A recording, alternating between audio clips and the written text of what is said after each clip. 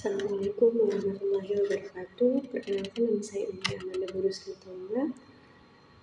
Saya dari Fakultas Ilmu Sosial. Nah, di sini dengan NIM 3222121004. Nah, di sini saya akan menuntaskan tugas dari mata kuliah Strategi Inovasi Pembelajaran Sejarah, yang dimana itu dosen pengampunya Bapak Sidik. Nah, di sini tugasnya itu adalah mereview buku yang berjudul Strategi Belajar Mengajar. Nah, jadi nanti saya akan mereview buku ini. Nah, jadi buku ini terdiri dari 10 bab. Saya akan mulai.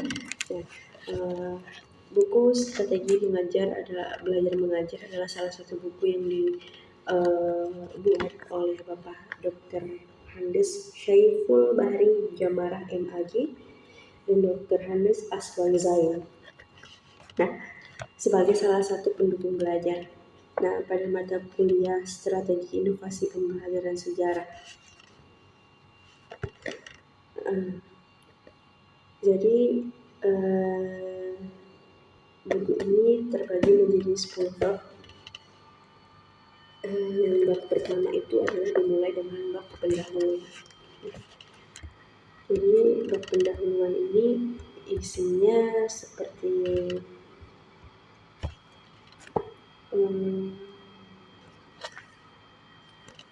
kayak kayak arti dari belajar mengajar. Nah, di sini dia menjelaskan bahwa belajar mengajar adalah suatu kegiatan yang bernilai edukatif. Nilai edukatif mewarnai interaksi yang terjadi antara guru dengan anak didik.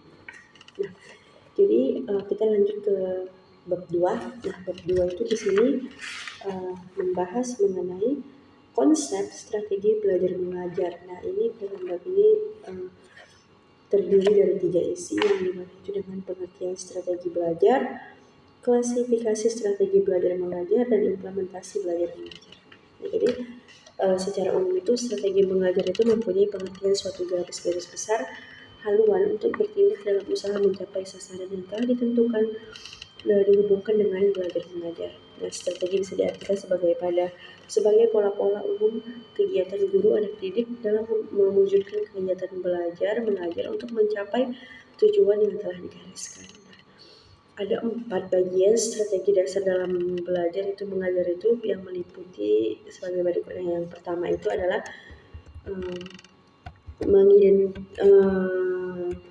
mengidentifikasi serta menetapkan spesifikasi dan kualifikasi perubahan tingkah laku dan kepribadian anak didik sebagaimana yang diharapkan.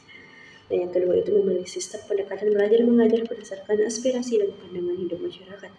Yang ketiga, memilih dan menetapkan prosedur, metode, dan teknik belajar mengajar yang dianggap paling tepat dan efektif sehingga dapat dijadikan pegangan oleh guru dalam menunjukkan kegiatan mengajarnya. Yang keempat itu adalah menetapkan norma-norma dan batas minimal keberhasilan atau kriteria serta standar keberhasilan sehingga dapat dijadikan pedoman. Nah, di sini juga terdapat berbagai masalah sehubungan dengan strategi belajar mengajar yang secara keseluruhan diklasifikasikan yang pertama itu konsep dasar strategi belajar mengajar, yang kedua ada sasaran kegiatan belajar, yang ketiga belajar mengajar sebagai sistem, keempat terakhir proses belajar, kelima pola-pola belajar siswa, keenam memilih sistem belajar mengajar, dan ke-7 pengorganisasian kelompok belajar, ke-8 pengelolaan atau implementasi proses belajar mengajar. Nah, dari klasifikasi di 1-9 tersebut sebagaimana disebutkan di atas akan diuraikan secara persatu. Yang pertama itu adalah konsep dasar strategi mengajar. Nah, jadi seperti yang telah diuraikan pada pembahasan yang saya tadi sebutkan, nah itu ada konsep dasar strategi belajar mengajar ini. Yang pertama itu adalah menetapkan spesifikasi dan kualifikasi perubahan tingkah laku, menentukan pilihan berkenaan dengan pendekatan terhadap masalah belajar mengajar, memilih prosedur, metode, dan teknik belajar mengajar, dan menerapkan norma dan kriteria keberhasilan kegiatan dalam belajar mengajar. Nah, selanjutnya itu kita masuk ke dalam bab 3 yang dimana bab 3 itu isinya hakikat, ciri, dan komponen belajar mengajar. Nah, jadi di sini itu berisi dalam kegiatan belajar mengajar itu adalah sebagai subjek dan sebagai objek dari kegiatan pengajaran. Karena itu, inti proses pengajaran tidak lain adalah kegiatan belajar anak didik dalam mencapai suatu tujuan pengajaran. Tujuan pengajaran tentu saja akan dapat tercapai jika anak didik berusaha secara aktif untuk mencapainya. Keaktifan anak didik di sini hanya dituntut dari segi fisik, tetapi juga dari segi kejiwaan. Nah, jadi bila hanya fisik anak yang aktif, tetapi pikiran dan mentalnya kurang aktif, maka kemungkinan besar tujuan pembelajaran itu tidak tercapai. Ini sama halnya anak didik tidak belajar. Karena anak didik tidak merasakan perubahan di dalam dirinya, padahal belajar pada hakikatnya adalah perubahan yang terjadi di dalam diri seorang setelah berakhirnya melakukan aktivitas belajar. Nah, walaupun pada kenyataannya tidak semua perubahan itu termasuk kategori belajar, misalnya perubahan fisik, mabuk, gila, dan sebagainya. Nah, selanjutnya itu kita memasuki pada bab 4 yang dimana bab ini membahas berbagai pendekatan dalam belajar mengajar. Nah, dalam belajar mengajar itu di sini terbagi menjadi beberapa macam. Yang pertama itu adalah pendekatan individual. Ada pendekatan individual, ada pendekatan kelompok, dan juga ada pendekatan bervariasi. Ada pendekatan edukatif, pendekatan keagamaan, pendekatan kebermaknaan. Nah, ini seperti itu yang ada di dalam bab 4. Nah, bab 5 itu membahas mengenai kedudukan pemilihan dan penentuan metode dalam pengajaran. Nah, jadi kedudukan metode dalam belajar mengajar itu adalah kegiatan belajar mengajar yang melahirkan interaksi atau unsur-unsur manusiawi adalah sebagai suatu proses dalam rangka mencapai satu tujuan pembelajaran. Nah, guru dengan sadar berusaha mengatur lingkungan belajar agar bergairah bagi anak didik. Salah satu usahanya yang tidak pernah ditinggalkan adalah bagaimana mengalami kedudukan metode sebagai salah satu komponen yang ikut ambil bagian-bagian bagi keberhasilan kegiatan belajar mengajar.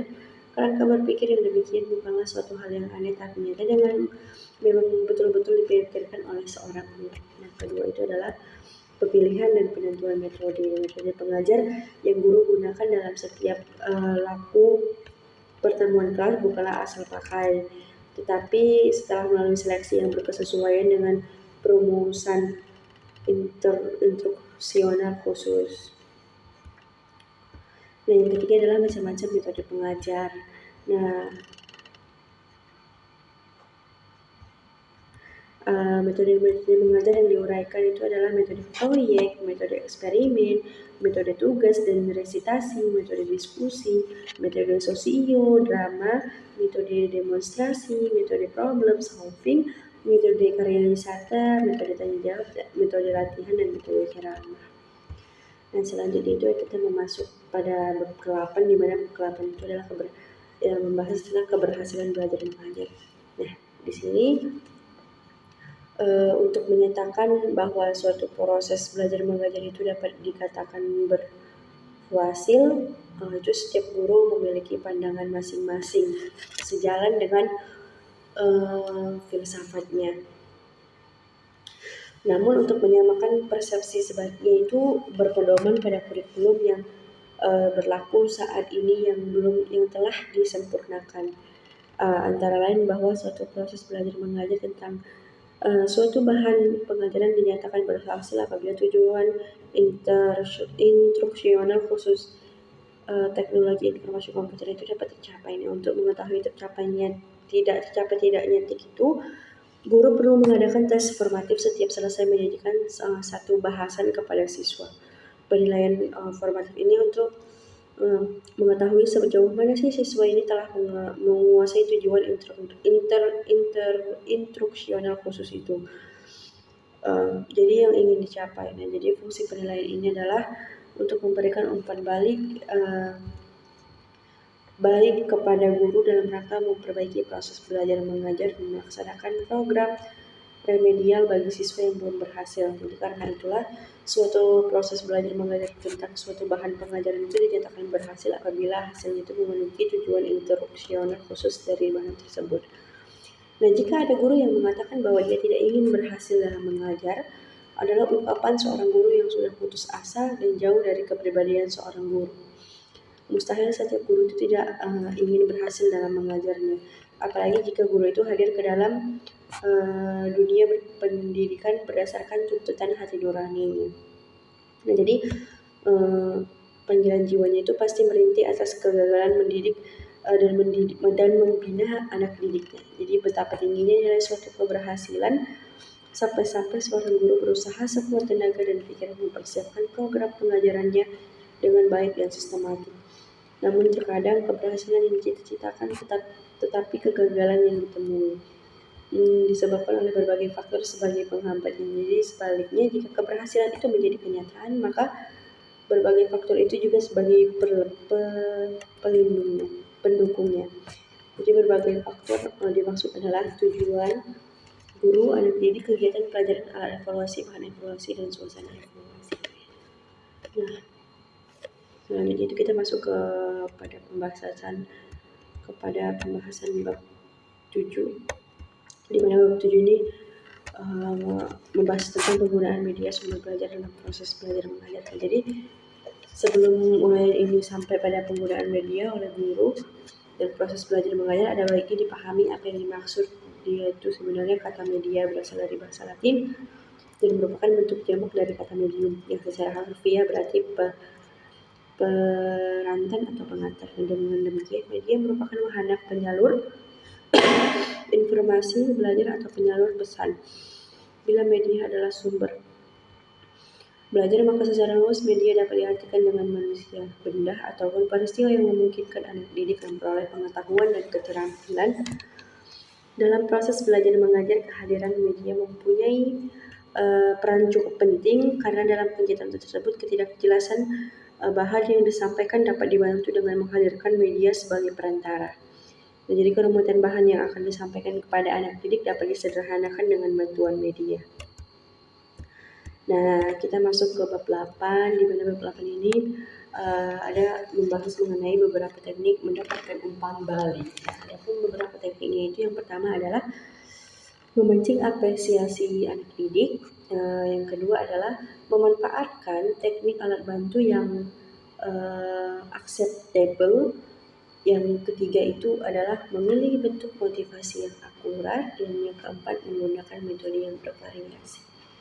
Nah, ya kita masuk ke dalam bab 9, yang dimana itu bab 9 itu membahas mengenai pengembangan variasi mengajar. Nah, jadi kalau di bab 9 itu isinya itu seperti tujuan variasi mengajar, terus prinsip penggunaan dan komponen-komponen varian mengajar. Nah, bab 10 adalah pengelolaan kelas. Nah, di sini itu membahas apa itu pengertian pengelolaan kelas dan tujuan pengelolaan kelas itu apa. Terus membahas mengenai berbagai pendekatan dalam pengelolaan kelas, prinsip-prinsip pengelolaan kelas, komponen-komponen keterampilan pengelolaan kelas, beberapa masalah pengelolaan kelas, terus penataan ruang kelas dan pengaturan siswa, dan juga pengelolaan kelas yang efektif. Nah, adapun kelemahan dan kelebihan dari buku ini itu adalah, kita mulai dari kelebihannya. Jadi di dalam buku ini editor itu mampu merangkum semua naskah dalam satu buku yang memang begitu kompleks ya. Jadi bahasanya di sini pun juga mudah dipahami. Jadi buku ini juga menyertakan biografi sang penulis secara lengkap, dan cover buku ini juga menarik. Nah, kita lanjut ke kelemahannya. Jadi dalam buku ini, kelemahan ini juga ada terdapat beberapa kata atau ketikan yang salah. Juga tidak terdapat glosarium yang mungkin mempermudahkan para pembaca jika ingin tahu ada kata-kata yang memang dia tidak mengerti apa dari kata-kata itu. Nah, jadi juga sebaiknya menyertakan beberapa gambar supaya mungkin para pembaca juga lebih tertarik. Jadi sekian dari review buku saya. Jadi sekian review dari buku ini. Saya mohon maaf bila ada perkataan saya yang salah. Wabillahi taufiq wal hidayah. Wassalamualaikum warahmatullahi wabarakatuh.